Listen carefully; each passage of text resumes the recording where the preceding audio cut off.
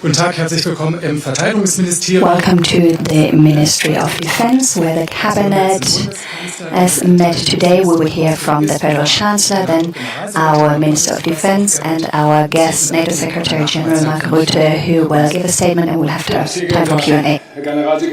Secretary General Mark Rutte, ladies and gentlemen, a warm welcome to the NATO Secretary General, and I would like to thank the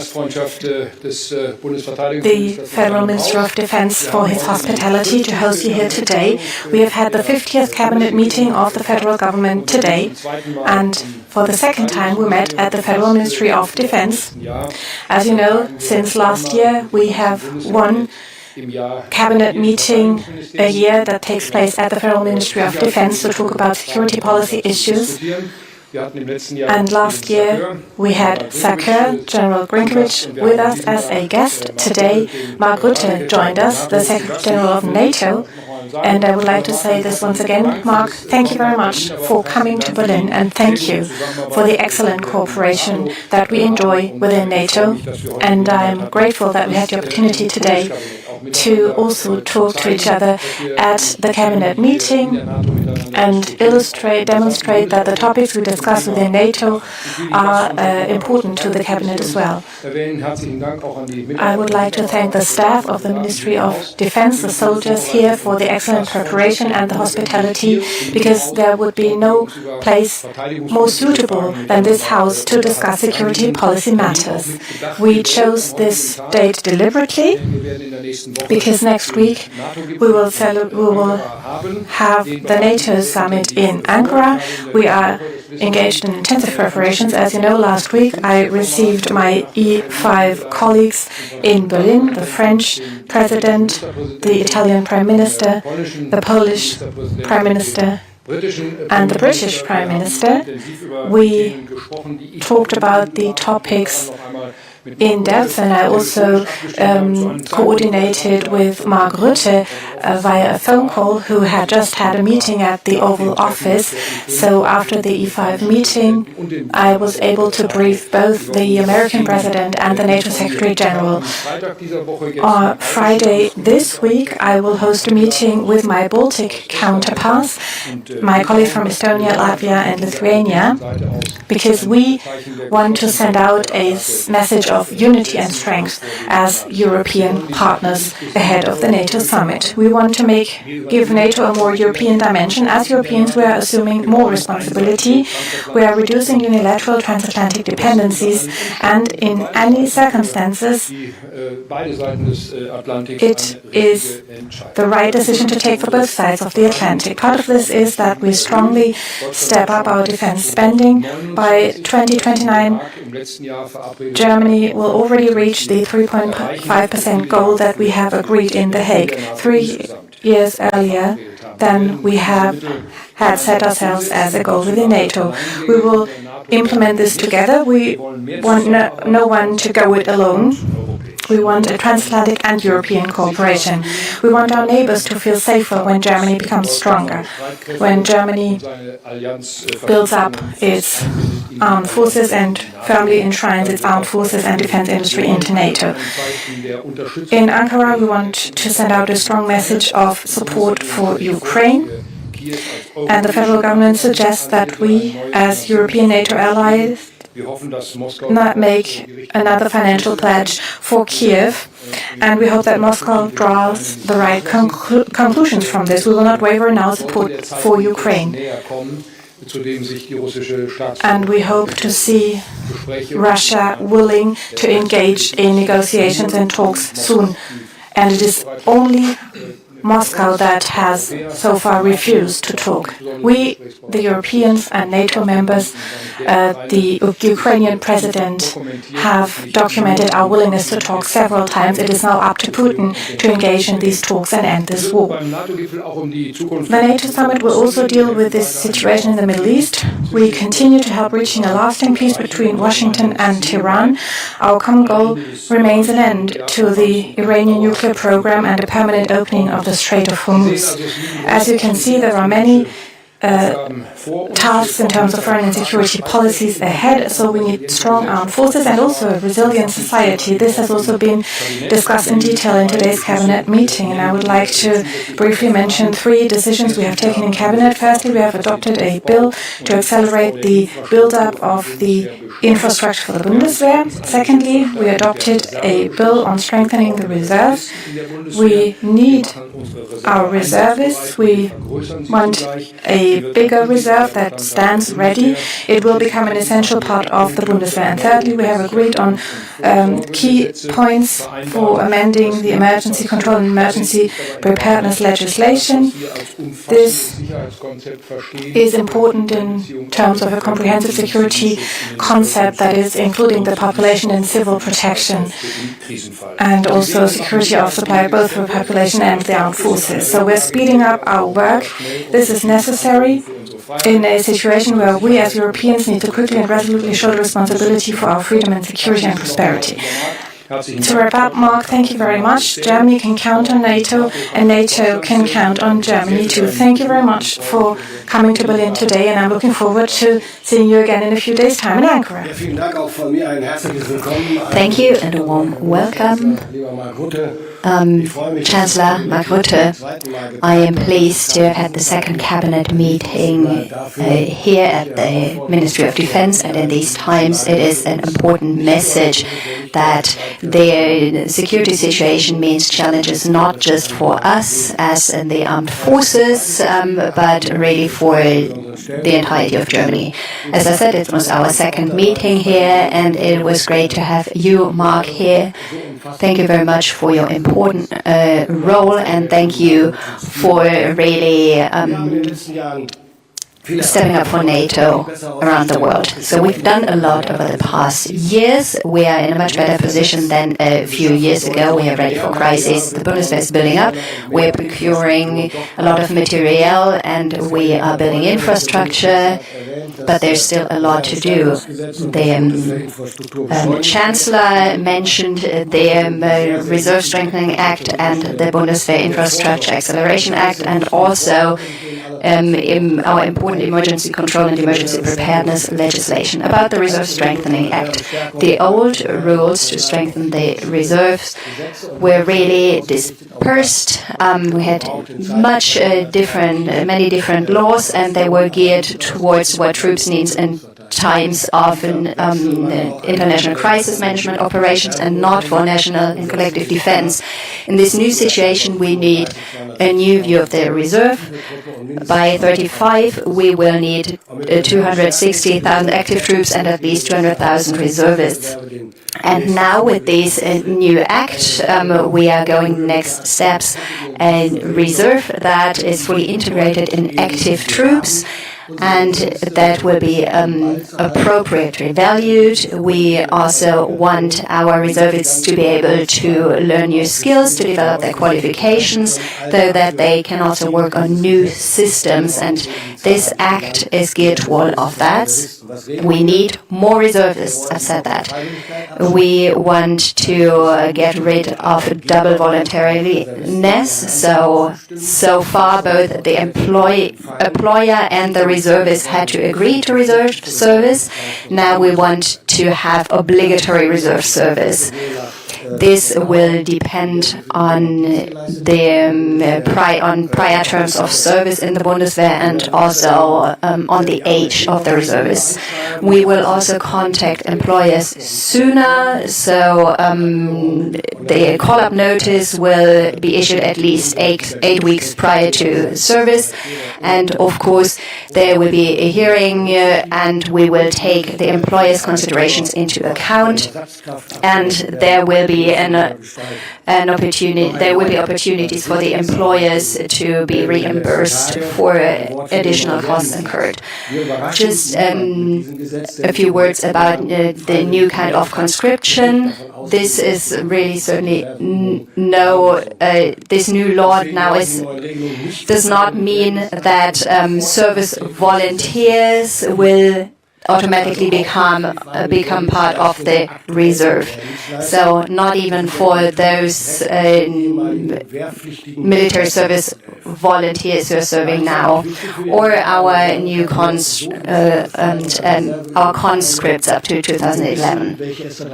What is important is, though, that we need a proper registration system, because if we don't know who our former those who left the forces are, then we can't call them out for reserve service. So we will register former personnel.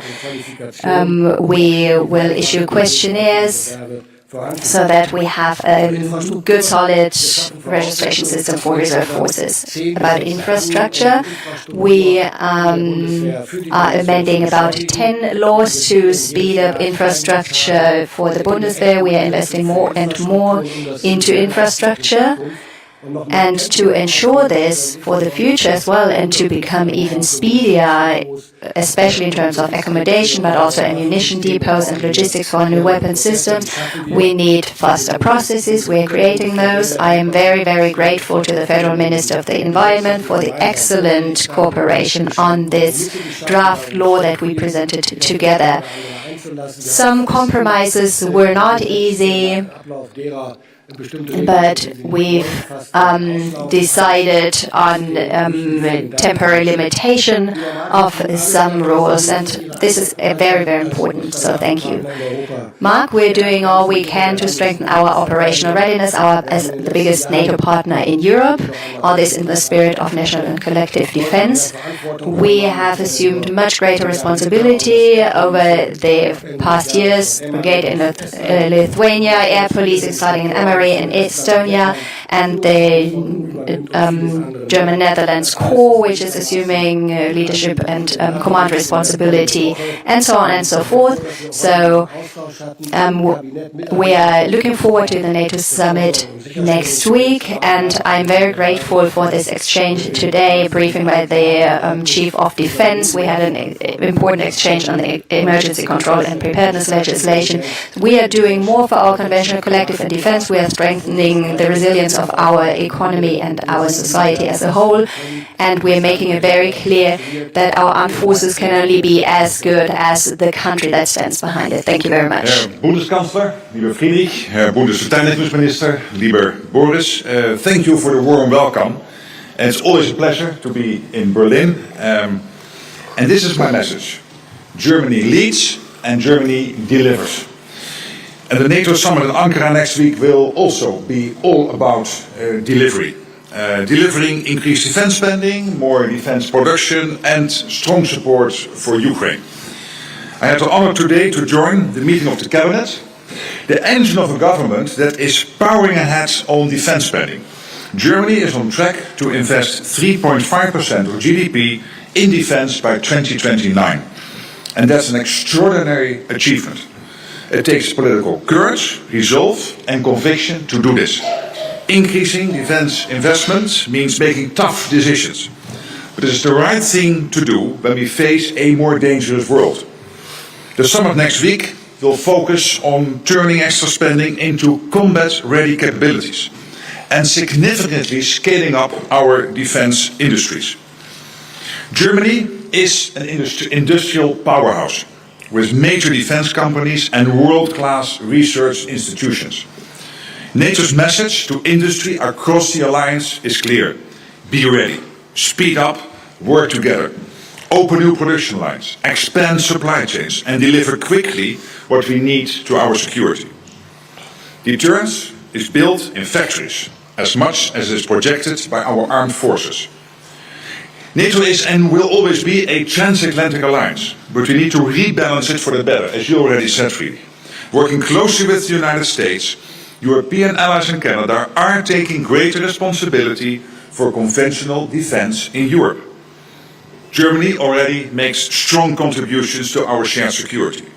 Only yesterday, indeed, the 1st German-Netherlands Corps took on the role of a technical headquarters on NATO's eastern flank for NATO ground forces in Estonia and Latvia.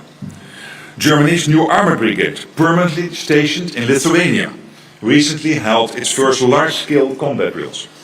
German aircraft, indeed, support Baltic air policing to keep our airspace safe. And at sea, the German Navy plays an indispensable role in protecting critical infrastructure in the Baltic Sea. Germany is a leader on Ukraine.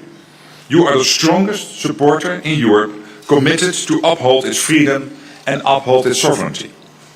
The command that coordinates security assistance and training for Ukraine is in Wiesbaden. And you co-chair the Ukraine Defense Contract Group, bringing allies and partners together to provide urgent military aid for Ukraine.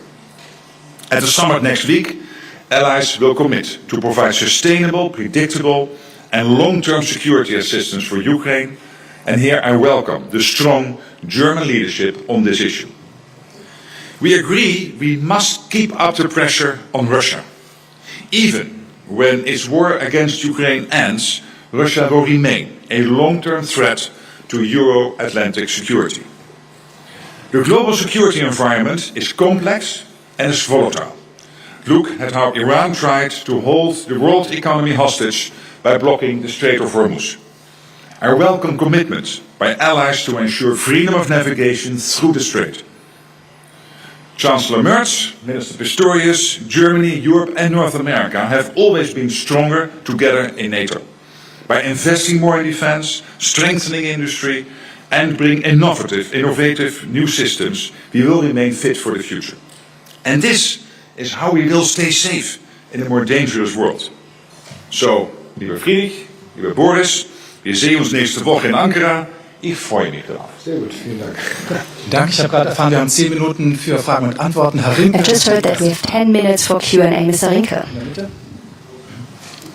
Kommt. Chancellor, Minister Pistorius, I have a question about German-US armament cooperation. There are reports that the federal government is discussing with the US government which US weapons will be produced under license in Germany.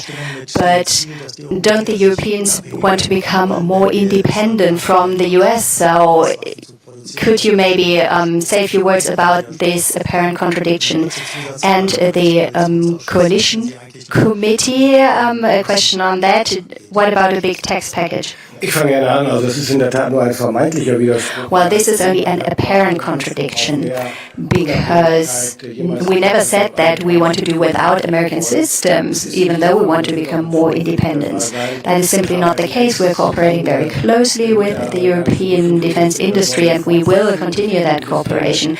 We don't have certain systems, not yet, but we will need them in the next 10 to 15 years. We will need them urgently. We also know that the US has limited production capacity, and this capacity must be expanded, and this is why we are very, very interested in acquiring licenses for certain systems that will then be produced in Germany. For example, parts of the body of the F-35. So these two points are not mutually exclusive. We want to become more independent, but we don't want to do without closer cooperation with the US. I can only agree with that. We do have cooperation agreements with the United States of America. There is very, very close defense cooperation, which is in our mutual interest. And of course, we do want to become more independent, and yet we still intend to see cooperation with the US when it is in our interest, and the US seek the cooperation with us as well, and we're happy about that. About the coalition committee, we will need some time this afternoon to discuss the topics on the agenda. Right now, what is important is strengthening the competitiveness of our economy, create better conditions for that. We will make some proposal modernizing and digital transformation of our state, then taxes and labor protection rules. Carsten Hoffmann, DPA. Carsten Hoffmann, you mentioned the NATO summit. What will you do to keep strengthening the European pillar in NATO? And what about dealing with criticism by President Trump, are you planning to respond diplomatically, like the Chief of Defense, or in much clearer terms, like Giorgia Meloni? And what will it depend on? What will the success hinge on? Also Sie werden mir nachsehen, dass ich jetzt keine Details der Vorbesprechungen, die andauern. Well, you will bear with me when I tell you that I can't go into too great detail of our preparations to the summit, but we will discuss a whole range of proposals this afternoon. I hope we won't conclude too late tonight, and we will present these proposals to the press tomorrow. I do expect that we will make a big, great leap ahead in terms of modernization of our country. We will focus on competitiveness, and we will do whatever we can to ensure that industry can invest and private households can keep spending money and consume. This will not be our last coalition committee meeting. We will have to make further decisions, and I've said it over and over again. There's not the one big bang. Not today, not tomorrow. We are going through a process that is being accelerated. But anyway, we will present the proposals tomorrow.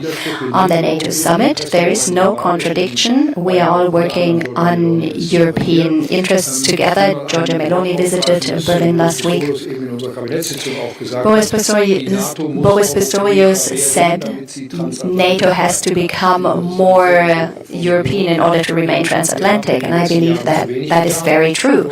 We haven't done enough in the past years, and we're doing more now, not just to reach some mythical figure that the US president has set, but we are doing it in our own interest because we think it is the right thing to do, it is a necessary thing to do, and the US is an equal partner, one of 32 NATO partners, but we are coordinating closely with the European NATO partners and with Canada, so we are quite confident when it comes to next week. We will tell the US that they depend on us, we depend on them, and together we are ready and able to defend ourselves. Question, Mrs. Trans? A question to the minister.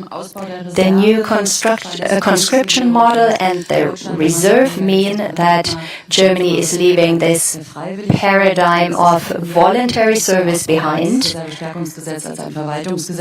So this is really, this new Reserve Act is also part of the Zeitenwende. Could you talk about this meta level? How optimistic are you that the German society will accept more mandatory elements of the reserve? Of course, I'd be happy to. I have a very positive idea of the social response. So the questionnaires that are being sent out to those who've just turned 18 are not intended to recruit them, most of all, but to register these people, because 18-year-olds are usually still in school, and we don't, of course, want to keep them from that, but really we want to register them and want to keep in touch. But still, there are over 500 18-year-olds who have committed to military service. And about the reserve, we tell all our new recruits that they will be part of the reserve. Those who came before them won't be. But it does not seem that that is deterring anyone, because anyone who decides to render military service knows that armed forces can only work if there's regular training, there's an active and strong reserve. So I am quite optimistic about their response in society. Herr Schubler, CNN. Herr Chancellor, Minister, Secretary General, given all of the rhetoric that comes from the United States and from the White House, NATO 3.0, the stopping of funding, is it not now down only to the Europeans for the defence of Ukraine? Well, when it comes to the defense of Ukraine, the US is still indispensable. The flow of key support from the United States into Ukraine continues, paid for by Canadians and Europeans, and I think that's only fair. This is this famous Pearl program.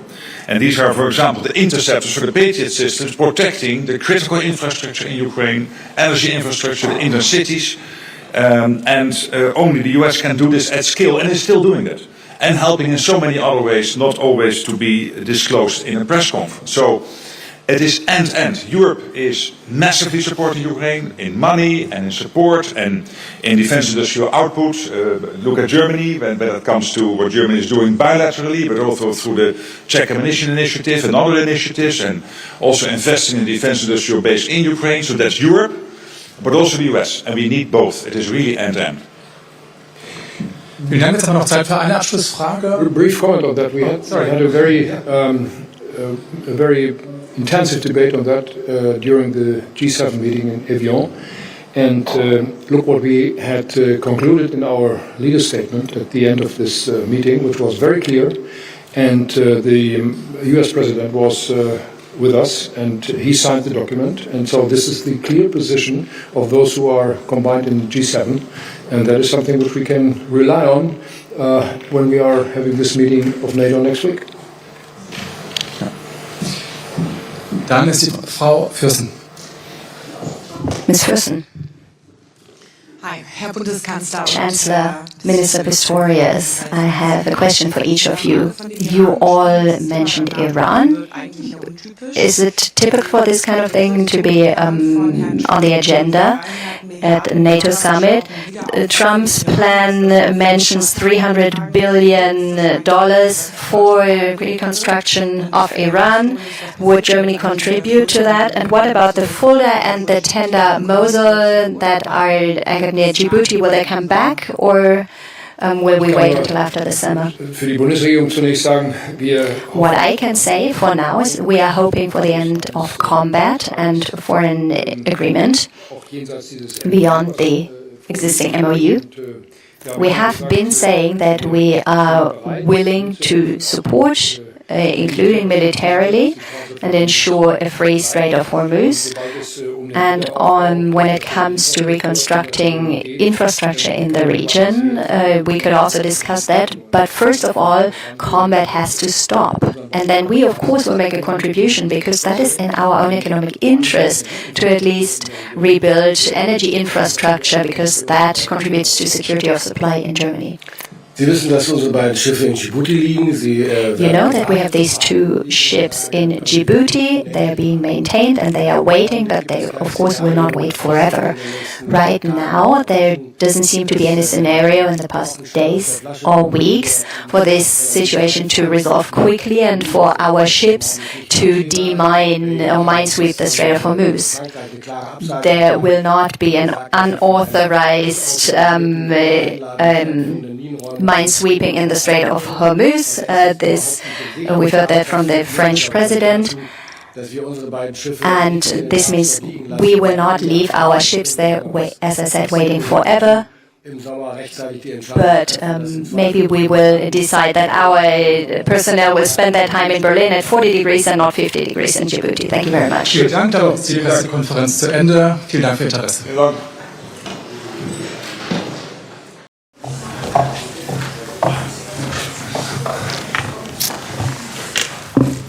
Good afternoon, everyone.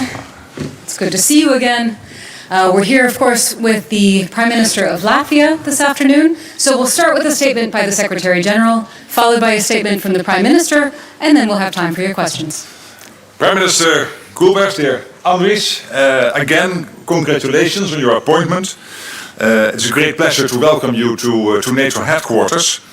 And let me say this. Latvia is a highly valued ally. And every day since Latvia joined NATO, which is now 22 years ago, the alliance has protected, of course, your sovereignty and security.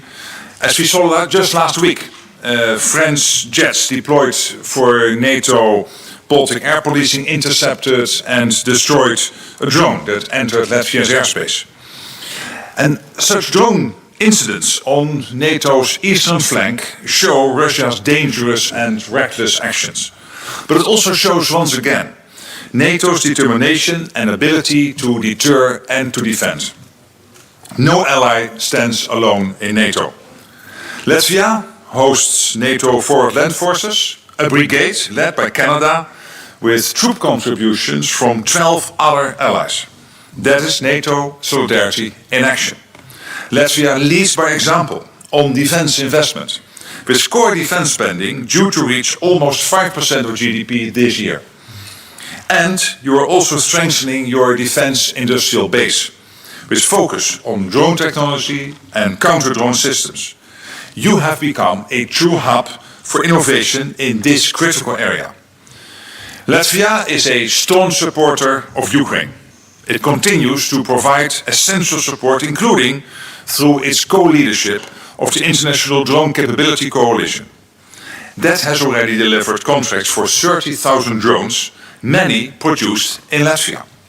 And just last week, you signed a defense cooperation agreement with President Zelensky to share expertise. Prime Minister, today we discussed the priorities for the NATO summit in Ankara that is only 3 weeks away. And the summit will be about delivery. Delivering increased defense investments, more defense production, and of course our strong support for Ukraine.